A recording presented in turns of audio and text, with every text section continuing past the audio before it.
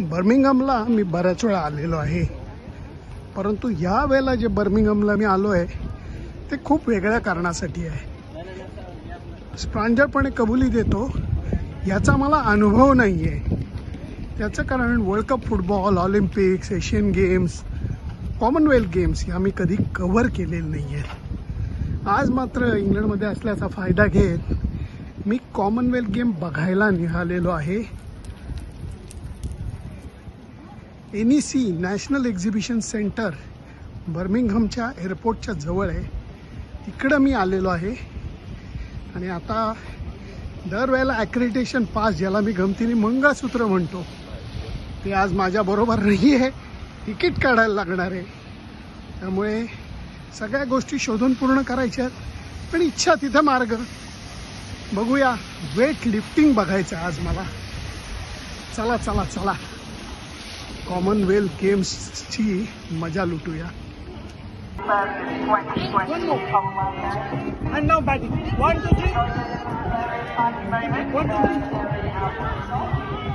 नमस्कार, कसे आहात तुम्ही सगळे? नॉर्मली क्रिकेट ग्राउंडच्या आसपास असतो मी आणि तिथनं मी वार्तांकन करत असतो. आज मी प्रेक्षक आहे आणि हा माझा मित्र पत्रकार आहे. अभिजित, कसा आहेस? मस्त सर, मस्त चालू आहे कॉमनवेल्थ गेम्स. तुमचे आशीर्वाद असतात त्यामुळे सगळं जग फिरायला भेटतं. डेंजर माणूस आहे हा, डेंजर. तुझं प्रोफेशन काय सांग? Software engineer. आणि इथं काय करतोयस? सर मी फ्रीलान्स स्पोर्ट जर्नलिस्ट सुद्धा आहे आणि जसं जमतं प्रयत्न तसा करत असतो. मल्टी स्पोर्ट्स मला खूप आवडतात. ऑलिम्पिक्स झाले देवाच्या कृपेने, 2 ऑलिम्पिक्स झाले, एक एशियन गेम्स. असं सोपं नाहीये हा, पटकन सांगतोय. सुरुवातीला तू पत्रकार म्हणून गेलेला नव्हतास. सर मी व्हॉलेंटियर म्हणून गेलो होतो ऑलिम्पिक्सला आणि तुमच्यामुळेच मला महत्वाचं, अरे ते नाहीये, महत्वाचं हे आहे की लोकांना अभिजित असं पटकन वाटतं की हा काय मस्त राव, पत्रकार म्हणून ही टुर्नामेंट कव्हर करतायत, रिओला गेलायस, इकडं बर्मिंगहममध्ये आहेस. इतकं सोपं नसतं. नाही सर, कारण 2 मला वाटतं जागतिक इव्हेंट्स व्हॉलेंटियर म्हणून गेल्यानंतर तिसऱ्या वेळेला यांनी हळूहळू पत्रकारिता चालू केली आणि आज बर्मिंगहममध्ये मस्तपैकी अभिजित काम करतोय मल्टी स्पोर्ट्स. कारण हा माझ्या बरेच दिवस पाठीमागे लागला होता की सर अशा एकदा इव्हेंटला येऊन बघा. फॉर्च्युनेटली मी मँचेस्टरला होतो माझ्या मुलीकडे आणि मँचेस्टरवरून बर्मिंगहमची बस घेऊन शांतपणे इकडं आलो आहे. आणि मल्टी स्पोर्ट इव्हेंटची इतकी मजा येते अभिजित, इतकी मजा येते. कारण ह्यांनी मला सजेस्ट केलेलं होतं की आज तुम्ही NEC म्हणजे नॅशनल एक्झिबिशन सेंटर जे बर्मिंगहम एअरपोर्टच्या जवळ आहे, तिथं तुम्ही या आणि एक मस्त इव्हेंट. आज काय इव्हेंट बघायला मिळाला आहे. ॲब्सोल्युटली. वेट लिफ्टिंग फारच, म्हणजे मी प्रेमात पडलो आहे वेट लिफ्टिंगच्या. मी अगोदर पण बघितलं होतं, पण कॉमनवेल्थ गेम्सला आल्यानंतर अफलातून मी ॲथलीटला विचारतो एक प्रश्न, कारण की आपले 9 मेडल आले आत्तापर्यंत. मी त्यांना विचारतोय की वेटलिफ्टर 9 मेडल जितके आहे, 20 चक्की का आटा खाते? आणि हसता काही जण सांगता की नाही सर आता तर सेव्ही होत आहे. पण काय, आणि खूप हॅट्स ऑफ जे कोच जे विजय शर्मा आहे, त्यांनी खूप मेहनत घेतली. आणि आपले ॲथलीट्स ऑफकोर्स, मीराबाई, आपला महाराष्ट्राचा संकेत सरगर, जेरेमी, आणि काय अचिंता शेवली बंगालचा, काय वेट लिफ्टर्स आहे. आणि आज आम्हाला लवप्रीत सिंगची जी त्याचं ते वेट लिफ्टिंगची जे होतं ते लाईव्ह बघायला मिळालं. खचाखच भरलेलं प्रेक्षागृह की ज्याच्यामध्ये सर्व देशांचे लोक होते. आणि चांगली गोष्ट ही वाटली, प्रत्येकाचं कौतुक टाळ्या वाजवून होत होतं. जे अपयशी ठरले त्यांना जास्त टाळ्या वाजवल्या गेल्या, त्यांना जास्त प्रोत्साहन मिळालं.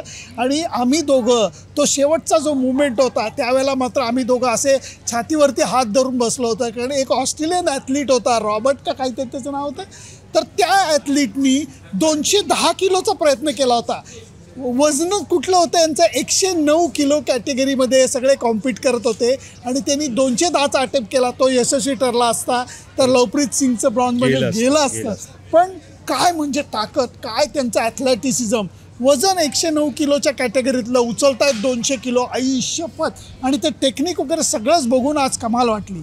सर स्नॅच तो खूपच अवघड आहे, डायरेक्ट उचलू लागतं, क्लीन अँड जर्कला तरी सपोर्ट घेऊ लागतं, पण अवघड आहे सगळं. कारण मला ती दाखवायची आहे. धर एक सेकंद. लवप्रीत सिंगची ती एक स्टाईल आहे, पहिल्यांदा तो असं करतो, एकदा परत असं करतो आणि आपल्या काळजात धस्स होतो, तो नवटीला बार लावतो आणि दुसऱ्या प्रयत्नामध्ये ते उचलतो. हे सगळं जे होतं ना आज बघायला, आई शपथ फार मजा आलेली आहे. सर सर्वात छान जेव्हा आपला झेंडावर जातो ना आह, तो मुवमेंट म्हणजे, आणि जेव्हा बस. राष्ट्रगान वाजतं, आज ब्रॉन्झ मेडल जिंकलं पण मीराबाईच्या वेळी, जेरेमीच्या वेळी, आणि काल टेबल टेनिसमध्ये सुद्धा आपण गोल्ड जिंकलं, अचिंता शेवलीच्या वेळी, अरे रडू येतं सर. मी मित्र महिना कुठला आहे? रेव्होल्युशनरी महिना आहे ऑगस्ट. ऑगस्टचा महिना, 15 ऑगस्ट जवळ येतोय आणि हा राष्ट्रगीताची गोष्ट करतोय. वा वा वा, क्या बात आहे. आणि माझ्यासाठी तर आज म्हणजे खरंच सांगतो, लंच बीच नको मला, सर खरंच नको. माझं पोट भरलंय. सर माझे तसं पोट भरलंय, पण आपण तुझं जाऊया. पोट का भरलं मला सांग आज. सर जेव्हा मेडल येतो ना तर छान वाटतं, कारण की काल काय झालं होतं, काल आपल्याला उशिरा पदक भेटलं. हा. मग तोपर्यंत ते हे होते, अरे काय होतं काय होतं. मग जेव्हा मेडल भेटतं ना तर पोट भरतं. तसंही सर माझं स्पोर्ट्स बघून पोट भरतं, मेडल भेटल्यावर तर आणखी भरून जातं. आपण दोघेही जण त्याच कॅटेगरीतले आहोत. आपण खेळप्रेमी आहोत आणि त्यामुळे जास्त मजा येते.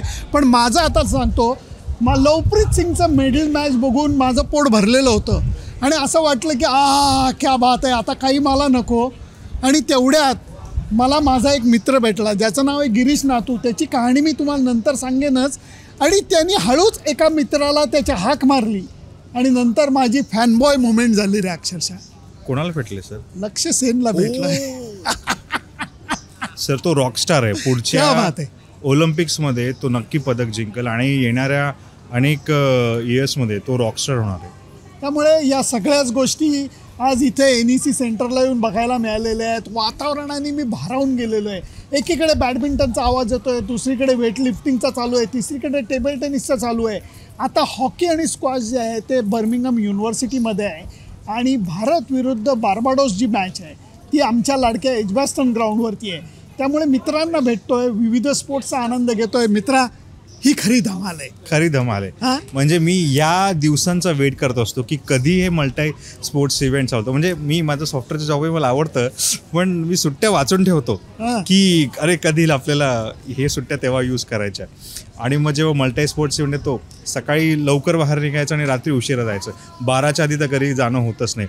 पण हा जो टाईम असतो ही एनर्जी गेम्समधनंच येते.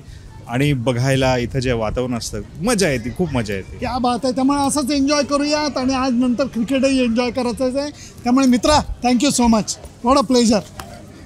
Thank you sir.